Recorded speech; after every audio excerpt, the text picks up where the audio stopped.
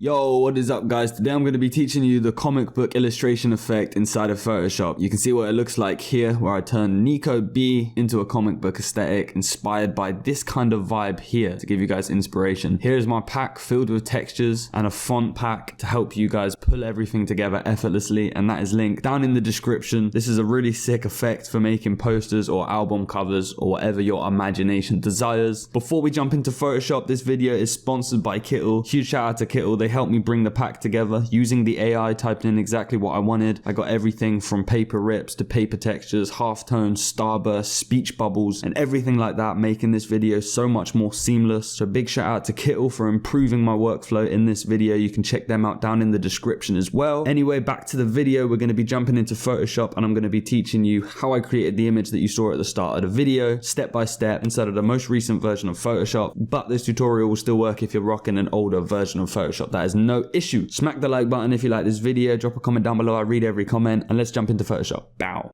Alright guys, so once you're in Photoshop, you're going to want to pick your image. I'm doing this one for Nico B. He's a UK rapper, singer, songwriter, whatever the heck. And yeah, this is my image. I think it helps to have an image that's very extreme. The dark's dark and the light's light. You'll see why that's important, but find your image. Could be one you've taken or of an artist you're trying to create on the internet. Step one, I'm control left clicking on the layer and I'm going control shift and I to invert the selection, and I'm going to fill this by going expand scene into Photoshop's AI tool. This will basically take the image and expand it, giving me more to work with. I feel like that there is probably the best. Now I've seen a lot of different ways of people doing this illustrated comic book effect on the internet. Some people use different filter gallery tools like poster edges in order to get the shape of the face like this, and then they paint over that. There's many different ways you can do it. However, for me, I like to keep it as simple as possible, like you saw at the start with my reference designs. And in order to do that, you want to duplicate your image that you've got here at the bottom. You want to go into adjustments and you want to create a threshold layer. When you have your threshold layer, you want to tweak it till you get the parts of the image that you want. So something like this I'd be happy with. You can see roughly where the lips are, roughly where the nose is, and it's created a nice shadow around the eyes. That is more than enough for you to work with. Before I apply this, what I'm going to do is I'm going to select this layer, the top image, and I'm going to select subject. Now this should help us remove the shadow from the background and just create a good selection of the entire piece. I'm going to duplicate that on the layer above. I'm now going to hide both layers underneath. So now we have this. Now when I use the threshold tool, I can create a clipping mask and apply it just to that layer so that it doesn't threshold everything. Then you could turn the background layer back on and kind of adjust the intensity of that shadow if you wanted to keep that. So what we've done so far using the threshold tool and a clipping mask is we've turned a normal image with many different colors and layers of light into a two-tone piece with nothing but black and white. This is perfect for the comic book illustration effect, and now all we need to do is add our color back in, which we're going to paint ourselves. So on a layer above everything you've done so far, even above the threshold clipping mask, create a new layer using a brush with hardness turned all the way up, and now we're going to add a skin layer. So you can call this layer skin.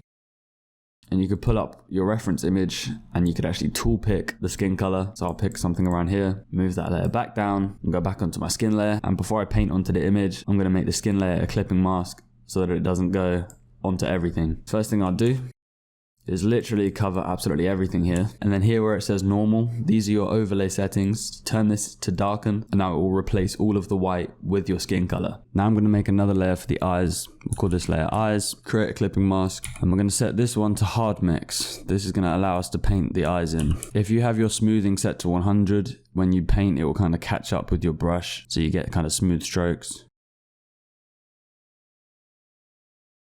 You might want to use the pen tool to adjust your selection afterwards. So now we've done the skin and the eyes, there's only one more thing I'd do, which is one shadow layer for all the parts of the image that should be a little bit darker. Best way to do this, once again on the clipping mask on the highest layer, select the skin color and go down a bit from however bright it is. So this is somewhere between red and white and it's right at the top, so we'll pull it down. And you can use a variety of different overlay modes for this one, but I usually use subtract. Now you can see what I'd do is probably do the ears.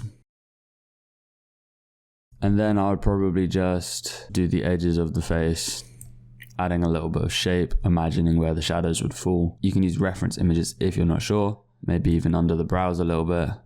And at the bottom of the nose, and then I'd usually lower the opacity of that. I usually start more intense so you can get a clear idea of what you're doing, and then I'd lower the opacity so that it's not too extreme, you know. So that is the basic of turning an image into a two-tone layer and then adding the colors of your choice back into the image to give it a comic book aesthetic. Once you merge your threshold with the entire image, it will become a lot smoother. At the moment, it's still quite crispy. Equally, you can leave the threshold how it is and get a kind of sharper aesthetic if that is the vibes you're going for. For the background, I quite like using a starburst effect when I'm making comic book art. You can find my pack in the description, as you saw at the start of the video, with everything from fonts for making the speech bubbles to paper textures for overlaying it at the end, and some of these pop art starburst effects. They'll basically help you frame your scenes. So yeah, I'm now going to use the untouched image right at the bottom that we duplicated at the start. I'm going to drag it over the starburst and I set it to multiply mode, which allows me to keep that shadow.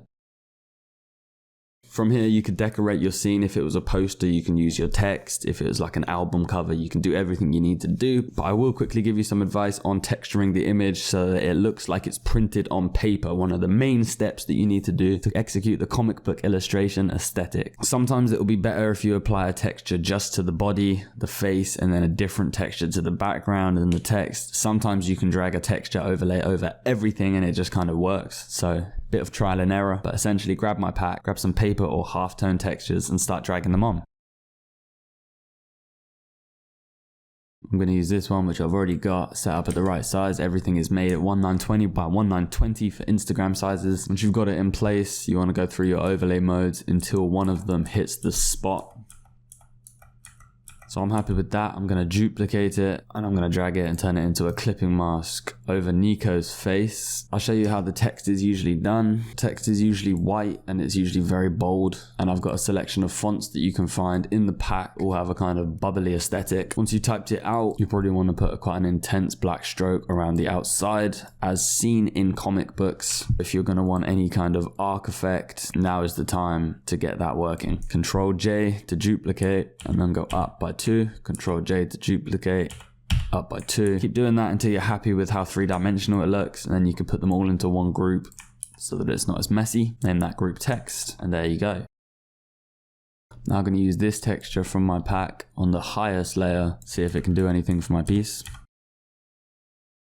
Going through these blend modes might create a happy accident. You might find like a really cool pop art aesthetic that isn't what you expected, but that actually works really well. I'm going to add this texture to his face and I'm going to just drop the opacity a little bit. That's in blend mode divide. Add some halftone and I want to do the same thing to the background. Remember, you can grab all the textures in my pack. There's a free and a deluxe one, depending on how into the comic book aesthetic you think you'll get. The free one is definitely adequate, but the deluxe one is going to have some extra unique and high quality paper textures, speech bubbles, and a few extra font suggestions. The fonts aren't mine, but they are included as links in the pack to make your life easier. I'm going to do one more halftone like this. Something else you'll often see in the comic book illustration that can sometimes help to make things pop out a little bit more is like an outer stroke on one part of an image. So for example, with Nico, instead of having him kind of merging into the red paper in the background, we'll select all the clipping mask layers, duplicate them and merge them into one layer, and then drag that underneath the first layer. And then using the arrow keys, I'm just going to shift it to the right a little bit. I'm going to select that layer, color overlay, and make the entire layer black. You could make the entire layer white and it could pop out like that. You could toolpick one of the background colors like an orange, but usually it would be all black, and all that's done is it's added a little stroke there on the left side to kind of represent a shadow and just to make sure that the person doesn't get lost in your scene. So yeah guys, those are the basics that you need to learn how to do the comic book illustration effect. You don't need to grab my pack, you can find assets on the internet, but I think it will help you if you're starting out with this aesthetic and you don't have folders already filled with things to make it easier for you. So once again, you can check that out down in the description. If this video helped you or inspired you to make things in this aesthetic, make sure you drop a like and comment and let me know. I read every comment. Shout out again to Kittle for sponsoring this video and helping me to get the perfect textures to make this pack and to make it so much easier to make the comic book aesthetic. Their AI tool is actually insane. And until the next video, look after yourselves guys, and that's me out.